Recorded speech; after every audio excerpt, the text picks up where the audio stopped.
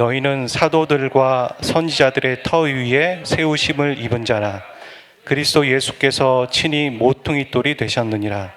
그의 안에서 건물마다 서로 연결하여 주 안에서 성전이 되어가고 너희도 성령 안에서 하나님의 거하실 처소가 되기 위하여 그리스도 예수 안에서 함께 지어져 가느니라. 아멘. 여러분, 교회 하면 떠오르시는 이미지가 무엇입니까? 아마 많은 사람들이 교회 딱 이렇게 생각하면 떠오르는 것은 건물이라고 생각합니다. 혹은 믿는 사람들의 무리, 이 정도 생각할 것 같습니다. 하지만 성경에서 말하는 교회는 예수 그리스도를 주로 고백한 성도 한 사람이 교회입니다. 성도 한 사람이 교회입니다. 고린도전서 1장 2절에 보면 그런 말을 하죠. 하나님의 교회, 그리고 성도라 부르심을 입은 자들, 그리고 더 나아가서 그 교회는 예수 그리스도를 믿는 모든 사람들이 바로 교회다, 그렇게 말하면서 교회는 한 사람이라고 말하는 겁니다. 그래서 교회 최소 단위는 두세 사람이 아니라 한 명입니다. 바로 내가 교회입니다. 성경에서 교회들에게 말한다 할 때 그것은 어떤 특정 지역에 있는 사람들에게 말하는 것이 아니라 그 특정 지역에 있는 그 사람 한 사람을 말하는 것이고 그들에게 말씀하시는 거고, 또한 그것은 또 오늘 우리들이 아니라 나에게 하시는 하나님의 말씀입니다. 그래서 말씀을 들을 때 자신을 빼놓고선 들으면 안 되고, 성경을 읽을 때 자신을 빼놓고 성경을 읽으면 안 되는 것입니다. 바울은 이 사람들이 종전에 갖고 있지 않았던 개념인 교회에 대해서 이해시키고 싶었습니다. 그러니까 그전에는 교회라는 얘기가 단어가 없었죠, 자체가. 근데 예수님이 죽으시고 부활하시고 성령이 임하시면서 사람들이 모이고 그것을 교회라고 말했는데, 이 교회를 설명하기 위해서 바울은 교회를 건물에 비유하고 있습니다. 아까 말씀드린 것처럼 교회가 성도라고 얘기했는데 이 20절, 22절에 보면 뭐라고 얘기하냐면 그 성도가 교회인데 그 교회가 건물이라고 비유한다고 말씀드렸죠. 근데 그 건물을 성전이라고 말하고 여기에 보면 하나님이 거하실 처소라고 말하고 있습니다. 그러니까 바울이 교회를 건물에 비유한 이유가 있습니다. 그 중에 하나는 무엇이냐면 하나님이 거하시는 집, 그리고 하나님이 임재하시는 곳, 그렇게 말하고 싶어서 사람들에게 이해시키고 싶어서 교회를 건물에 비유한 것입니다. 그러니까 교회는 하나님의 영이, 성령이 임하시는 곳입니다. 하나님의 영이 거하시는 곳, 바로 내가 그렇죠. 하나님의 영이 거하시는 곳이 교회입니다. 근데 이 22절에 보면 예수 그리스도 안에서 함께 지어져 간다라고 얘기하죠. 이 지어져 간다라는 단어는 헬라어로 봤을 때 한 번도 무생물에는 쓴 적이 없는 단어입니다. 그러니까 살아있는 존재에게만 쓰는 단어가 지어져 간다라는 말이죠. 물론 한국말로 봤을 때도 어떤 그런 느낌과 뉘앙스가 있는 것이죠. 그러니까 이 표현도 결국에는 교회는 그냥 건물이 아니라, 공간이 아니라 생명력이 있고 뭔가 생명의 활동이 있는, 그것이 교회라는 것입니다. 그러니까 교회는 생명력이 없다면, 이 생명의 활동이 없다면 그것은 어찌 보면 조직에 불과하게 되는 것입니다. 남전도회, 여전도회, 부장 모임, 운영회 혹은 장로회 모임, 이렇게 조직은 있지만 그 안에 어떤 영혼의 구원의 소식이 없고 영혼들이 새롭게 변해지는 그런 변화들이 없다면 조직에 그친다라는 것이죠. 그 어떤 누가 이런 교회 다니고 싶겠습니까? 그리고 그 어떤 누구가 자기가 그런 교회라고 그렇게 살고 싶겠습니까? 그런 사람은 없겠죠. 하지만 사람들은 중요한 것을 놓치는 것이죠. 그건 뭐냐면, 예를 들어서 운전을 할 때 우리는 규칙을 지켜야 합니다. 파란불에는 가야 되고, 그리고 빨간불에는 멈춰야 하는 그 규칙을 지켜야 되고, 그 규칙을 지키지 않으면 사고가 일어나게 됩니다. 이런 것처럼 교회가 영적인 생명을 가진 공동체로 존재하기 위해서 규칙이라는 게 있다는 거죠. 원칙이 있는 것입니다. 그것을 오늘 저와 여러분 함께 나누고 싶은 겁니다. 교회가 영적인 생명을 가진 공동체가 되기 위해서 오늘 말씀에서 뭐라고 하냐면 모퉁이 돌이다 이런 얘기를 하죠. 그러니까 예수 그리스도를 주로 인정하는 것이 바로 교회가 생명 있는 공동체가 되는 원칙이고 기준이 되는 것이죠.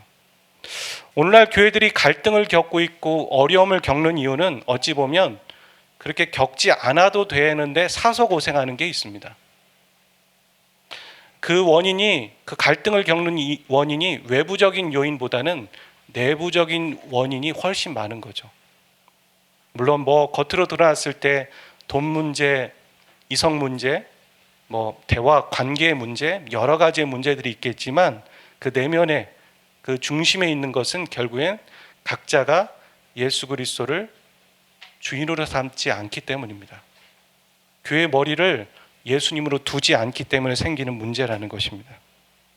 사람이 교회의 주인이 되려고 하고 사람이 교회의 머리가 되려고 합니다. 그 사람이 목사이든 어떤 성도이든 누구든 말입니다.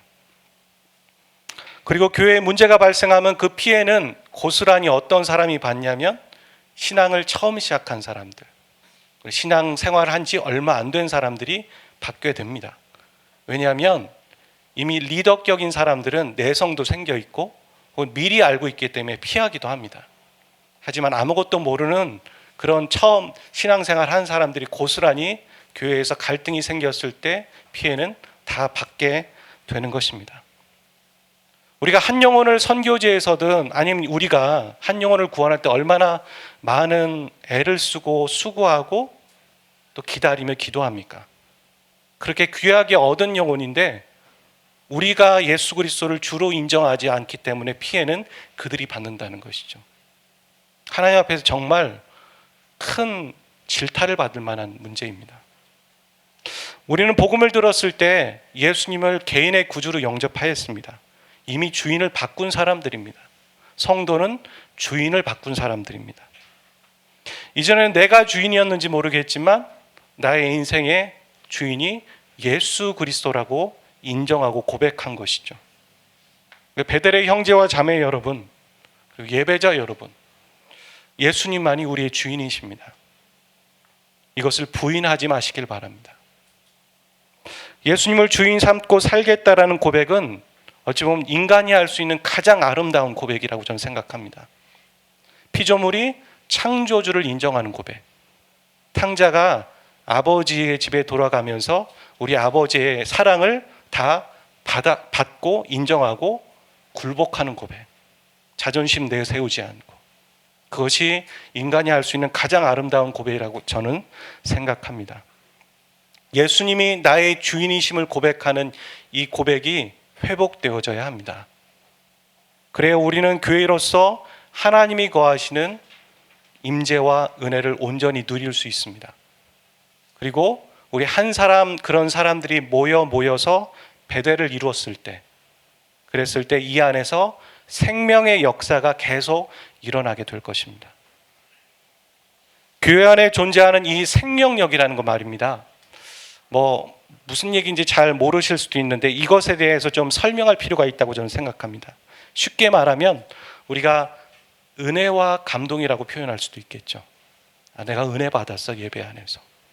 여러분, 사람이 은혜를 주는 게 아닙니다. 사람이 사람에게 은혜를 주는 것이 아니라 하나님으로부터 받는 것이 은혜입니다. 이 생명력이라는 건 사람이 흉내낼 수 있는 것이 아닙니다. 그래서 우리가 예수 그리스도를 주로 고백해야 한다는 것이죠. 이 생명력이라는 건 이런 겁니다. 믿지 않는 자가 와서 주님의 임재를 느끼는 겁니다. 그거 언제 주님의 임재라는 걸 알았겠습니까? 그런데 와서 예배드리는데 주님의 임재를 느낍니다. 어떤 사람이 세상에서 가졌던 가치와 기준을 가지고 그렇게 살았습니다. 그리고 그것을 똑같이 교회에 들이밀면서 이걸 주장하려고 했는데 그걸 주장할 수 없는 겁니다. 뭔가 이렇게 해서는 안 될 것 같고 뭔가 이 권위와 이 분위기 안에서 내가 이런 말을 하면 안 될 것 같은 그런 것. 아무도 그에게 그렇게 요구하지 않았습니다. 하나님이 그렇게 말씀하시는 거죠. 그걸 느끼는 거죠. 영혼들이 죄를 회개하고 예수 그리스도를 영접합니다. 기존에 있는 성도들이 죄를 회개하고 자복합니다. 교회의 영적인 생명력이죠. 예배자들이 하나님 앞에 나아가 예배드릴 때 내가 하나님을 위해 살아야겠다는, 내가 이때까지는 내 주장하며 내 마음대로 살았지만 하나님을 위해 살아야겠다는 그런 마음과 결단을 합니다. 날카롭고 뾰족했던 사람이 부드러워지고 그리고 은혜로 살고자 하는 마음이 듭니다. 어떤 사람은 찬양하고 기도하는 게 참 하찮다, 별 소용이 없다, 그렇게 생각했었는데 이것이 얼마나 귀한 것인지 알고 특권인 줄 알고 누리려고 하는 사람, 어떤 그 사람에게 그것이 부어지고 뭔가 모르게 그것들이 작용하고 보이지 않는 힘이 그에게 발생되어서 그가 그렇게 살려고 하는 것, 그것은 사람이 구현해내고 사람이 조장하는 게 아닙니다. 하나님이 하시는 겁니다. 이 생명력은 하나님을 하나님으로 인정하게 만드는 겁니다. 이 생명력은 하나님이 하시는 것이기 때문에 사람이 흉내낼 수도 없지만 쉬워할 수도 없습니다. 왜냐하면 금방 티가 나기 때문입니다. 어떤 사람들이 흠모할 수는 있겠지만 재현해낼 수 없습니다.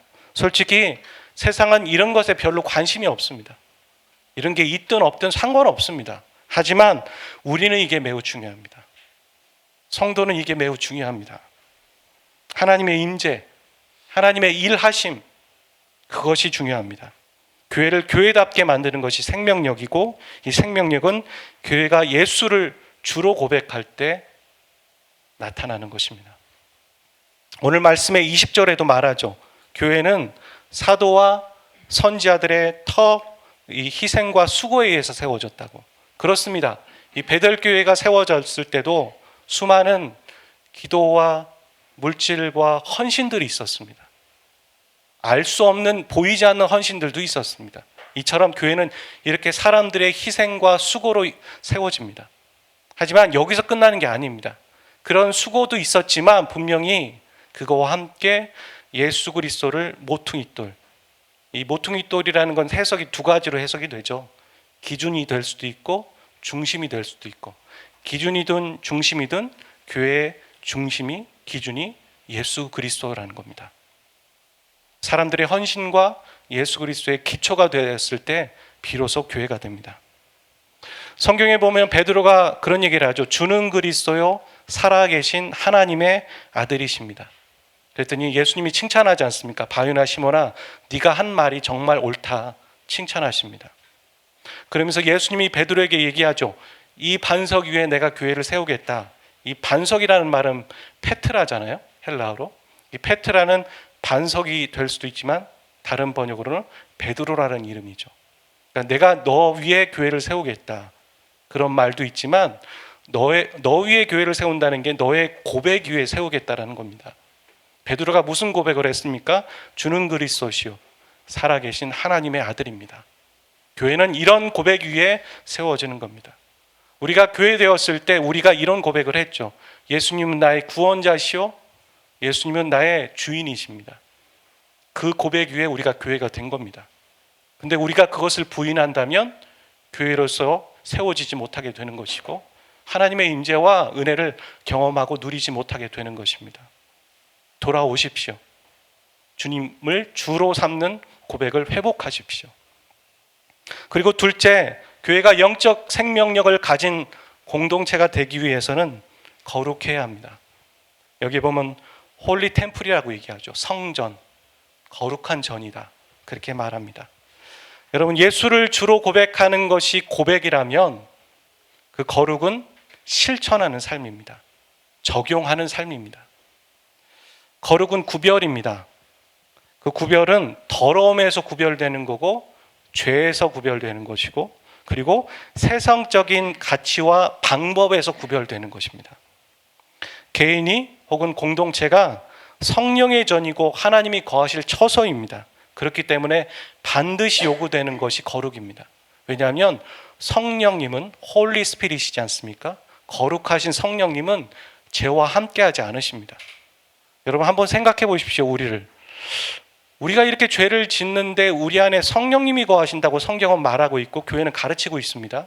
그 얘기는 무슨 얘기입니까? 이미 내가 예수 그리스도로 인하여서 죄 사함을 받았다는 얘기죠. 나는 더럽고 추악하다고 얘기할지 모르겠지만 내가 예수 그리스도를 영접하는 순간 내가 의롭다 칭함을 받았고 내가 거룩해졌다라는 겁니다. 그래서 성령님이 내 안에 계시는 겁니다. 그리고 내가 더욱더 거룩을 추구해 가야 되는 것이죠.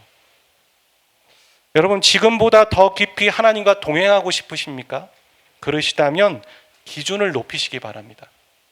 여러분이 생각하는 거룩의 기준과 수위를 높이셔야 합니다. 예전엔 누가 봐도 죄라고 생각한 거 있죠. 그것을 죄를 안 지으면 참 내가 기특하다 이렇게 생각했을지 모릅니다.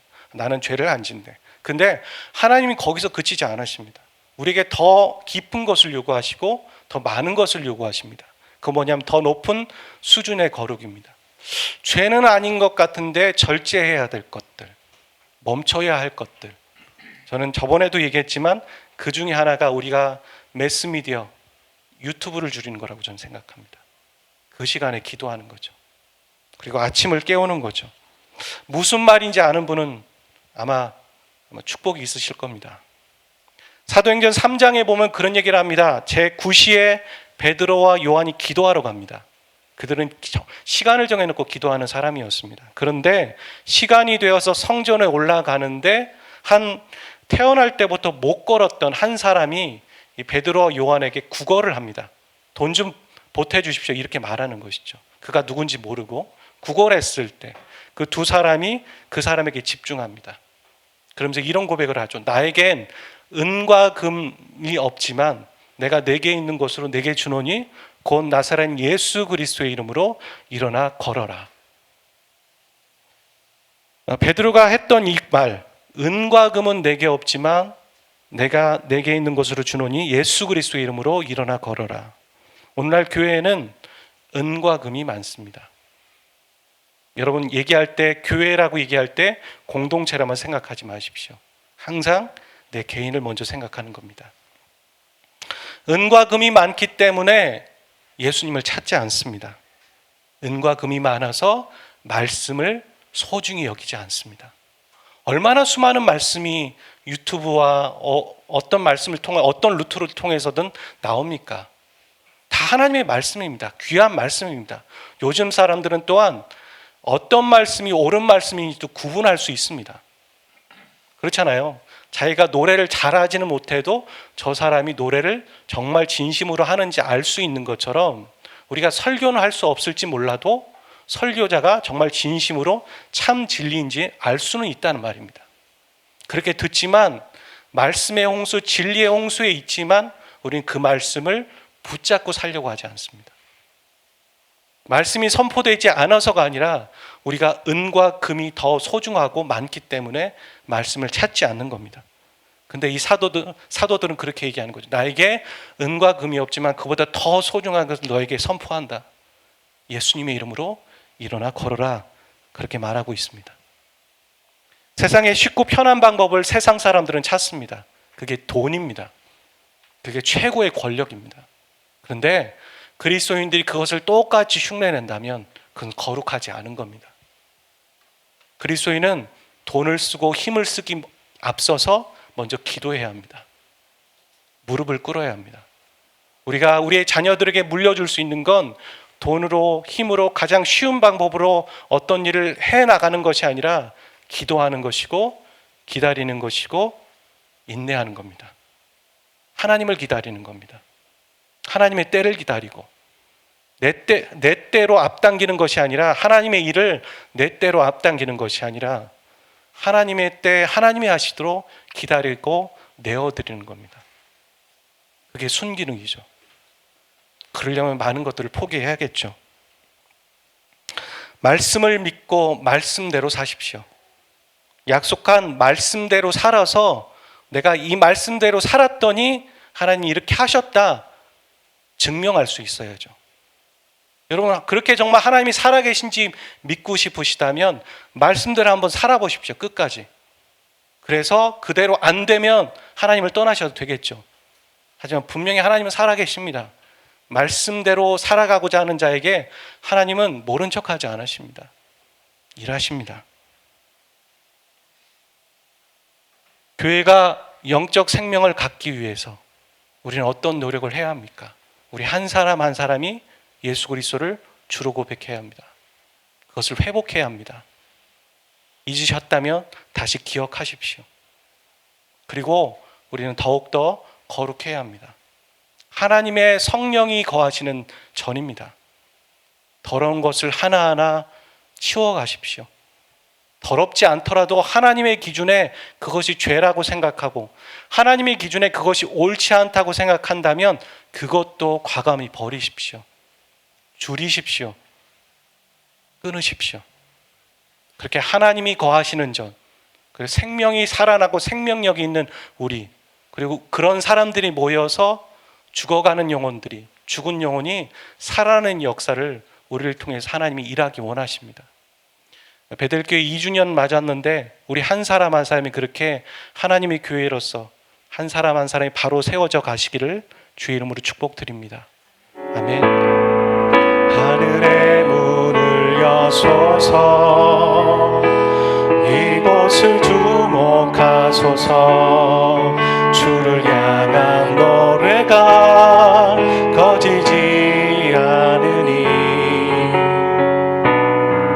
하늘을 열고 보소. 우리 자신을 올려드리며 고백합니다. 이곳에 임재하소서. 주님을 기다립니다. 기도의 향기가 하늘에 닿으니 주여 임재하여 주소서. 이곳에 오셔서 이곳에 앉으소서. 이곳에서 드리는 예배를 받으소서. 주님의 이름이, 주님의 이름만이, 오직 주의 이름만 이곳에 있으리. 이곳에 오셔서 이곳에 오셔서 이곳에 앉으소서. 이곳에서 드리는 예배를 받으소서. 주님의 이름이, 주님의 이름만이, 오직 주의 이름만 이곳에. 한 번 더 고백합니다. 이곳에 오셔서 이곳에 오셔서 이곳에 앉으소서. 이곳에서 드리는 예배를 받으소서. 주님의 이름이, 주님의 이름만이, 오직 주. 기도하실 분은 기도하고 찬양할 분은 찬양합시다. 이곳에 오셔서 이곳에 앉으소서. 이곳에서 드리는 예배를 받으소서. 주님의 이름이, 주님의 이름만이. 주님 하나님, 우리가 주 이름으로 모이고 교회를 세워주셔서 불러주셨습니다. 죄 가운데 있는 우리를 하나님 부르셔서 하나님 택하게 하셨고 거룩한 자로 세워주셨습니다. 우리 한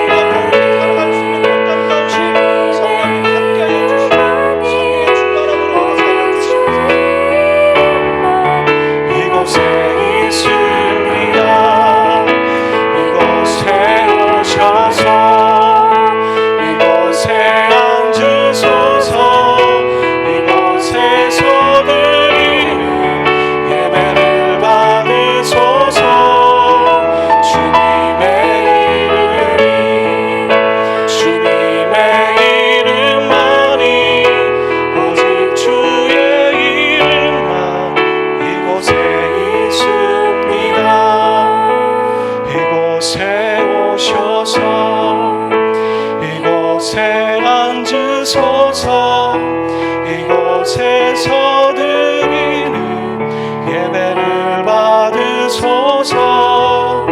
주님의 이름이, 주님의 이름만이, 오직 주의 이름만 이곳에 있습니다. 주님의 이름만이, 오직 주의 이름만이 우리의 삶 가운데 있기를 소원합니다. 이제는 내가 산 곳이 아니요 내 안에 계신 그리스도께서 사십니다.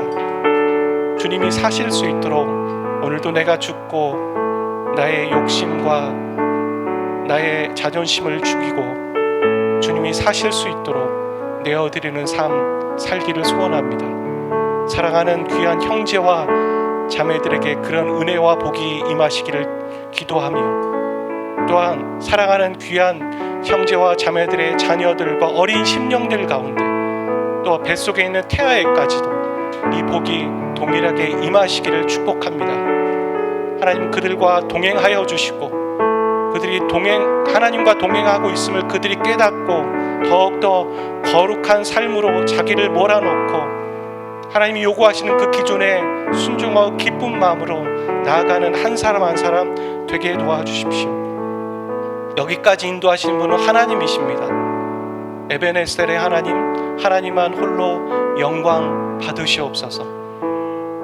이제는 우리 주 예수 그리스도의 은혜와 아버지 하나님의 극진하신 사랑하심과 성령님의 교통하심이 이 영상으로 또 이곳에서 예배드리는 모든 예배자들 그 심령 위에 이제부터 영원까지 항상 함께 하시기를 간절히 축원하옵나이다. 아멘.